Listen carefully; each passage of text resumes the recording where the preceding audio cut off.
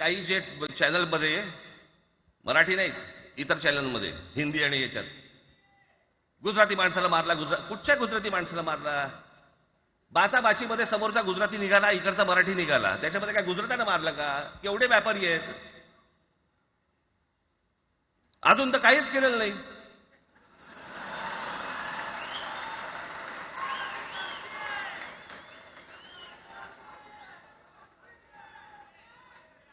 अर्थात त्यांना मराठी आली पाहिजे याच्याबद्दल वाद नाही.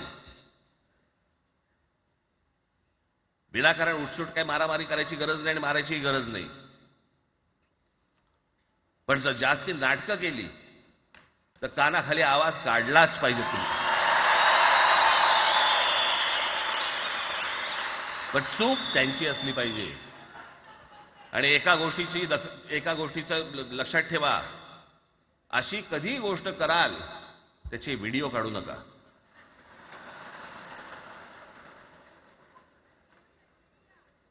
आपल्यामध्येच त्यांना कळलं पाहिजे. कळलं का?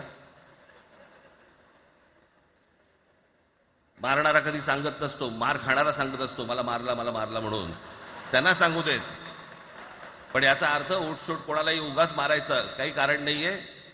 अनेक लोक आहेत, अनेक गुजराती लोक आहेत, माझ्या अनेक परिचयाचे आहेत. माझे एक मित्र आहेत नयन शहा म्हणून, त्याला मी गुजराठी म्हणतो.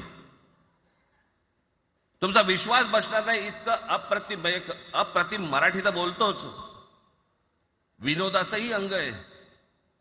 आणि शिवाजी पार्क मैदानामध्ये फिरताना कानाला हेडफोन लावून पु ल देशपांडे ऐकणारा गुजराती आहे.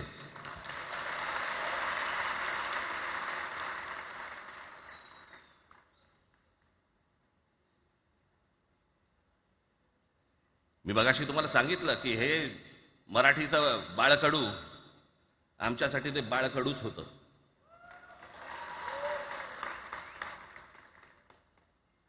मी मागे एक प्रसंग सांगितला होता, आज मुद्दामून तो प्रसंग सांगतो आपल्याला की हे आमच्या धमन्यांमध्ये आलं कुठून. मी एवढा महाराष्ट्रासाठी मराठीसाठी कडवट का झालो?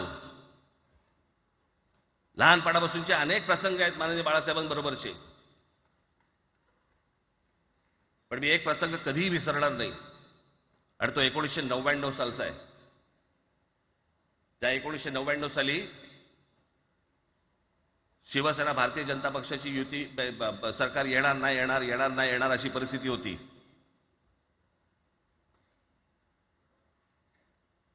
पवार साहेब त्यावेळेला त्यांनी राष्ट्रवादी काँग्रेस पक्ष स्थापन केला होता. वेगवेगळे लढले होते. आणि मग सगळ्या त्या वादामध्ये, शिवसेना भारतीय जनता पक्षाच्या त्या वादामध्ये काहीच होईना. दिवसामागून दिवस चाललेत, परंतु काही होईना. एके दिवशी मी मातोश्रीला खाली बसलो होतो, दुपारची वेळ होती. अचानक 2 गाड्या लागल्या. साधारणपणे 3:30-4 वगैरे वाजले असतील. ते जरा वेळेला नाव विसरतो मी, कोणाचं कोणतो जावडेकर, प्रकाश जावडेकर आणि काही मंडळी आली. मला म्हणाले, राज बाळासाहेबांना अर्जंट भेटायचंय. म्हटलं आत्ता ते भेटणार नाही. म्हटलं ती त्यांची झोपायची वेळ आहे. नाही म्हणे अर्जंट आहे. म्हटलं नाही भेटणार. म्हटलं मी तुम्हाला सांगतो. म्हटलं काय विषय काय? म्हटलं मी बोलायचं काम करतो. म्हटलं काय विषय काय? आणि त्यांना सांगा मुख्यमंत्री पदाचा विषय झालेला आहे. म्हटलं अच्छा, अरे वा. म्हटलं काय झालं? सुरेशदादा जैन यांना दोन्ही बाजूने आम्ही ठरवलंय की त्यांना मुख्यमंत्री करायचं. एवढं फक्त बाळासाहेबांना सांगायचं. ठीक. मी वर गेलो. रूममध्ये काळोख, शांतता. आम्ही अरे तुरेमध्ये बोलायचो म्हणून मी हाक मारली. म्हटलं हे काका गाढ झोपले होते. म्हटलं काका उठ. हे काका उठ. माय बघितलं माझ्याकडे. काय रे? म्हटलं नाही ती सगळे खाली जावडेकर वगैरे सगळी मंडळी आलेत. म्हटलं बरं मग? नाही ते म्हणतात ते मुख्यमंत्री पदाचा विषय झालाय म्हणून. म्हटलं बघ ते मला काय झालं? ते म्हणाले सुरेशदादा जैन यांना मुख्यमंत्री पदासाठी दोन्ही जणांनी सांगितलं की करायचं म्हणून. असं माझ्याकडे बघितलं त्यांनी. त्यांना जाऊन सांग, महाराष्ट्राचा मुख्यमंत्री मराठीच होईल, दुसरा कोणी होणार नाही.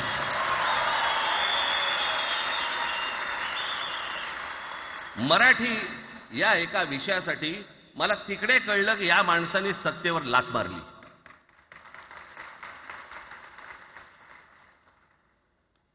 हे संस्कार ज्या पोरावरती झाले असतील, तो मराठीसाठी तडजोड करेल काय? बाकी सगळ्या युत्या आघाड्या सगळ्या कुठच्याही गोष्टी होत राहतील, महाराष्ट्र, मराठी माणूस, मराठी भाषा याच्यावर तडजोड होणार नाही, कोणत्याही परिस्थितीत होणार नाही. याच्या पुढे देखील तुम्ही सर्वांनी सावध असणं पण गरजेचं आहे आणि सतर्क असणं पण तेवढंच गरजेचं आहे. पुढे पुढे काय काय गोष्टी घडतील, काय काय गोष्टी होतील कल्पना नाही, परंतु मला असं वाटतं की ही मराठीसाठीची एकजूट ही कायम राहावी